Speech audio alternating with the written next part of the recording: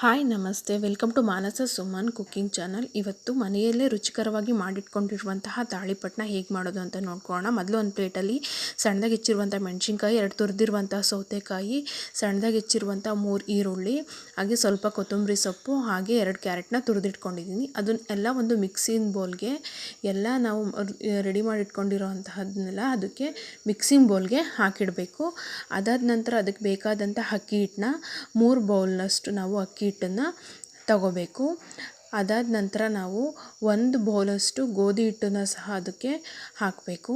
ಇವೆಲ್ಲ ಹಾಕಿದ ನಂತರ 1 ಸ್ಪೂನಷ್ಟು ಜೀರಿಗೆ, ರುಚಿಗೆ ತಕ್ಕಷ್ಟು ಉಪ್ಪನ್ನು ನೀವು ಆ್ಯಡ್ ಮಾಡಿಕೊಂಡು ಆ ಮಿಶ್ರಣವನ್ನು ನೀಟಾಗಿ ಅದೆಲ್ಲ ಮಿಕ್ಸ್ ಆಗೋ ರೀತಿಯಲ್ಲಿ ಕೈ ಆಡ್ಕೋಬೇಕು. ಉಪ್ಪು ಜೀರಿಗೆ ಎಲ್ಲ ನೀಟಾಗಿ ಮಿಕ್ಸ್ ಆಗಲಿ. ಅದಕ್ಕೆ ಬೇಕಾದಷ್ಟು ನೀರನ್ನು ಹಾಕ್ಕೊಂಡು ಅದ್ರ ಕನ್ಸಿಸ್ಟೆನ್ಸಿಯನ್ನು ನೋಡಿಬಿಟ್ಟು ನೀವು ಅದನ್ನು ನೀಟಾಗಿ ಕಲಸಿಟ್ಕೊಂಡಿರುವುದು ನಿಮಗೆ ತಟ್ಟೋದಕ್ಕೆ ಯಾವ ರೀತಿ ಬೇಕಾಗುತ್ತೆ ಆ ರೀತಿ ನೀವು ಆ ಕನ್ಸಿಸ್ಟೆನ್ಸಿನ ರೆಡಿ ಮಾಡ್ಕೊಳ್ಳಿ.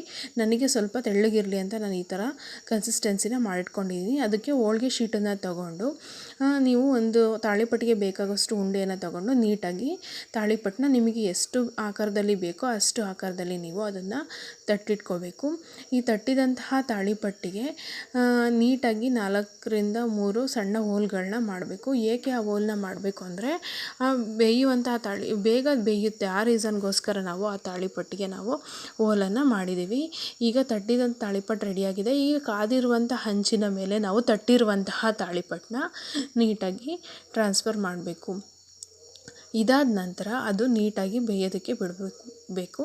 ಇದ್ರ ಮೇಲೆ ಬೇಕಾದರೆ ನೀವು ಎಣ್ಣೆಯನ್ನು ಹಚ್ಕೋಬೋದು. ನಾನಿದ್ರೆ ಎಣ್ಣೆ ಉಪಯೋಗಿಸ್ತಿಲ್ಲ, ನೀವು ಬೇಕಾದರೆ ಅದ್ರ ಮೇಲೆ ಎಣ್ಣೆಯನ್ನು ಹಚ್ಕೊಳ್ಳಿ. ಅದು ನೀಟಾಗಿ ಒಂದು ಕಡೆ ನೀಟಾಗಿ ಬೇಯೋ ತನಕನೂ ವೆಯ್ಟ್ ಮಾಡಿ.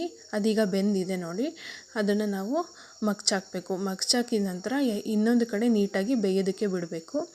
ಈಗ 2 ಕಡೆ ತಾಳಿಪಟ್ಟು ಬೆಂದಿದೆ. ಈ ಬೆಂದಾಗಿರುವಂತಹ ತಾಳಿಪಟ್ಟನ್ನ ಒಂದು ಸರ್ವಿಂಗ್ ಪ್ಲೇಟನ್ನು ನಾವು ತಗೊಂಡು ಆ ತಾಳಿಪಟ್ಟನ್ನು ನೀವು ಟ್ರಾನ್ಸ್ಫರ್ ಮಾಡ್ಕೊಳ್ಳಿ.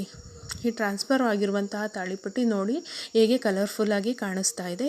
ಇದಕ್ಕೆ ಕಡಲೆಬೀಜದ ಚಟ್ನಿಯನ್ನು ಮಾಡಿಕೊಂಡು ಉಪ್ಪಿನಕಾಯಿ ಜೊತೆ ನೀವು ರುಚಿಕರವಾದ ತಾಳಿಪಟ್ಟನ್ನ ಮನೆಯಲ್ಲೇ ಮಾಡ್ಕೊಳ್ಳಿ. ಹಾಗೆ ನನ್ನ ಚಾನಲ್ನ ಲೈಕ್ ಮಾಡಿ, ಶೇರ್ ಮಾಡಿ, ಸಬ್ಸ್ಕ್ರೈಬ್ ಮಾಡಿ. Thank you.